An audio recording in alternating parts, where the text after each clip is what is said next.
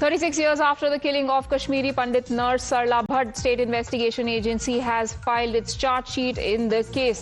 The SIA has named Yasin Malik as the key conspirator, alleging he ordered the abduction and murder of Sarla Bhatt in 1990. The 737-page charge sheet names 5 accused while claiming the killing was part of a larger terror campaign that was aimed at triggering the exodus of Kashmiri Pandits.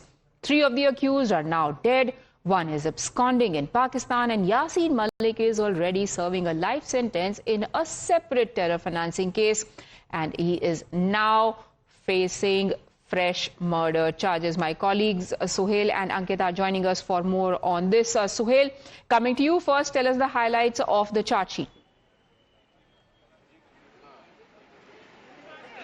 Well, first of all, this was after 36 years. The SIA, in fact, concluded its investigation and filed the charge sheet. Remember, the investigation was taken over by the SIA just in 2023. And now the prosecution is basically resting its case on a number of, in fact, evidences, starting from the protected eyewitnesses and, in fact, the eyewitness who had, in fact, identified the key accused in the case and, in fact, narrated that they were present at the spot. There was, in fact, electronic evidence that has been, in fact, incorporated with the charge sheet, wherein, in fact, the Bitta Karate is mentioning that he had carried out target killings of Kashmiri Pandits in Kashmir Valley. Sarla Bhatt, who was a Kashmiri, in fact, Pandit and nurse working at Sher-e-Kashmir Institution of Medical Sciences in Srinagar, was killed in 1990. Her dead body was basically dumped in downtown Srinagar. There was a note that was recovered by police, where in fact it was in fact claimed by JKLF that the nurse or the girl killed by the JKLF was informer. So that is also now part of this charge sheet. It's 737 pages long and in fact inclusive charge sheet that the prosecution, the SIA has now presented before the court. Now it's all going to in fact go through the this judicial, was one of the most symbolic killings of Kashmiri Pandits in Jammu and Kashmir, and has always been a part of the narrative when it comes to Kashmiri Hindu exodus. Joining me now is Sushil Pandit on this issue. Sir, 36 years later, finally a charge sheet has been filed, but is it closure or just a closure report for you?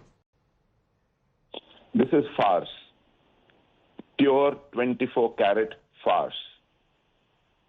I'll tell you why. There is a case of squadron leader Ravi Khanna and his colleagues shot dead point-blank range, still continuing in a Tada court in Jammu. But sorry, not continuing. It's dragging. There's no case on Neelkant Ganju, Justice Neelkant Ganju. Nowhere. There are several such cases, FIRs pending. But the likes of Bitta Karate and Yasin Malik continue to live. So this is yet another farce and a cruel joke on survivors of his terror. Of course, victims won't get any justice. Their survivors have no hope, but whenever such a farce is enacted, you rekindle some faint hope and you again refresh their wounds. They relive that tragedy only to be forgotten again for several years. Sir, who do you blame for this delay? The entire political class. Since this murder, there have been 11 prime ministers and 13 governments of all shades, all ideologies, all coalitions, all parties, all kinds of leaders. Nobody has shown any seriousness or sincerity to hang even one person for these heinous crimes. They don't even acknowledge. Lieutenant Governor Jammu Kashmir the other day said local Kashmiris are not to be blamed for what happened 36 years ago. He's given a mass clean chit to every Kashmiri Muslim. What do you expect from them? Then why? But This sir, is a now, cruel joke. even though, it's extremely late since the wheels of justice finally seem to be moving, do you think this also reignites hope for other such unresolved killings, for other such cases? Not at all. These wheels of justice, so-called processes, are some kind of command performances every now and then. There was a, Lieutenant Governor Delhi about 1.5 years back gave nod to prosecution of Arundhati Roy in a case I had filed 16 years ago. And I was asked the same question. Now, do you think she will be punished? No question. There is not even an interrogation. There's not even a summon to her to explain what she said. So these are from time to time farce, drama enacted as a cruel joke on victims and survivors. That man is getting fat on taxpayers' money in Tihar jail. He should have been hanged by the nearest lamppost 3 decades ago. He killed a retired judge. He killed Tikalal Taplu, our foremost political leader. He killed the director of Doordarshan, Lassa Kaul. He killed Sarvanand Kaul Premi. He raped Sarla Bhatt, gang raped her, and threw her mutilated nude body at a thoroughfare. He had Girja Tikku sawed alive on a chainsaw after gang raping her. This man is guilty of at least 28 FIRs, list all the heinous crimes he committed. And he gloated over it in interviews with Tim Sebastian in Hard Talk over BBC. Yes. And he still lives. Yes, the accused in this case, like we just said, 3 of them are dead. One is already serving jail sentence. The other one is absconding in Pakistan. Can any sort of justice be served in that case? The anger, the outrage, the disappointment is absolutely justified. Thank you, Mr. Sushil Pandit, for joining us. But Ankit, coming to you, what fresh evidence did the SIA find that made them file this charge sheet, even if 36 years later? And now, even if the main accused cannot be brought to the book, can there be institutional accountability that can be established? People who were the reason for this inordinate delay, can they be punished?